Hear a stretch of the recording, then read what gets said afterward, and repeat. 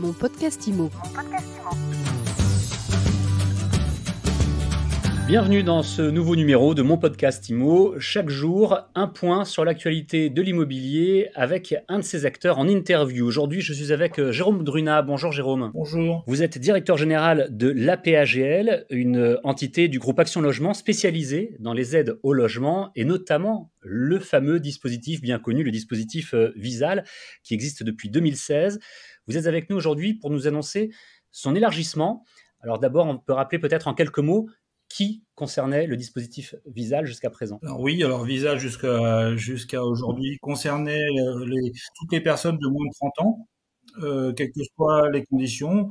Les conditions qui étaient à respecter étaient des conditions liées au taux d'effort. Il fallait en fait avoir un taux d'effort inférieur à 50%, c'est-à-dire avoir en fait un loyer correspondant à 50% de ses ressources.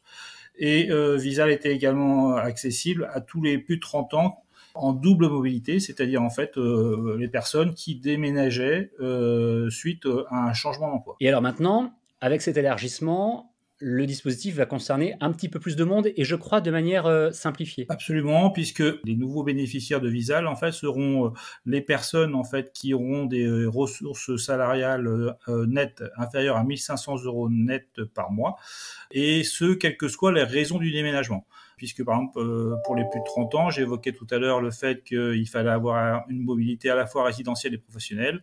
À partir d'aujourd'hui, il suffira en fait de vouloir déménager, par exemple parce que on veut se rapprocher de son lieu de travail ou parce que la composition de la famille a changé.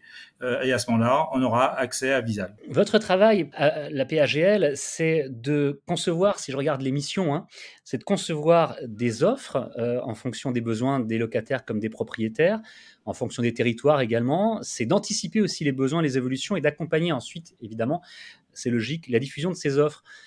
Si vous voulez bien, j'aimerais qu'on s'arrête quelques instants sur le deuxième point, anticiper les besoins et les évolutions.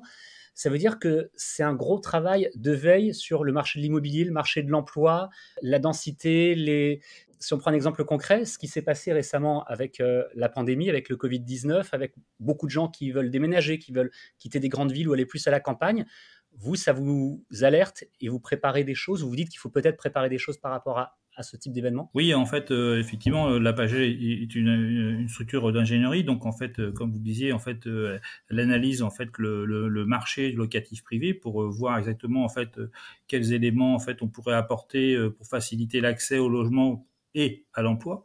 Si on prend par exemple les dispositifs de sécurisation locative que Action Logement a pu mettre en place, en fait, c'était une anticipation des partenaires sociaux. Cette anticipation consistait en quoi? Elle consistait en fait à constater que sur le marché du travail, 80% des entrants dans le marché du travail rentraient avec des contrats à durée déterminée. Et de l'autre côté, pour les bailleurs, en fait, ils étaient, et c'est légitime, de plus en plus exigeants sur les caractéristiques des futurs locataires, et en particulier étaient exigeants à la fois sur la pérennité de leur contrat de travail, donc ils cherchaient plutôt des CDI, et sur leur capacité financière à payer un loyer, et ils cherchent plutôt des gens qui ont des taux d'effort autour de 33%. Les partenaires sociaux, en fait, ont anticipé cette évolution du marché du travail en cherchant justement à mettre en place des dispositifs qui visent en fait à faciliter l'accès au logement pour ces publics-là, pour les publics en fait qui ne répondent pas à ces critères habituels des bailleurs, et je redis des critères qui sont légitimes, qui sont des contrats de travail à durée déterminée, indéterminée, et des contrats et des taux d'effort inférieurs à 33%.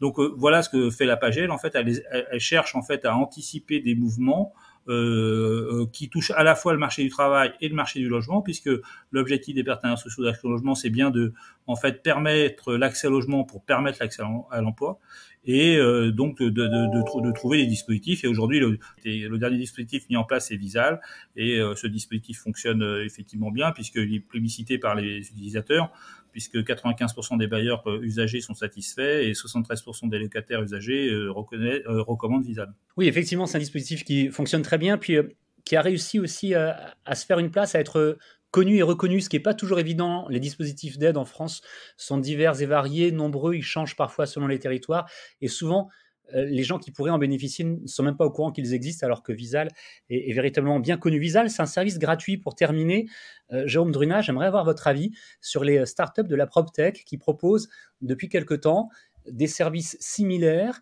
mais payants et aux frais des locataires. On peut comprendre en fait effectivement qu'ils proposent ce type de service.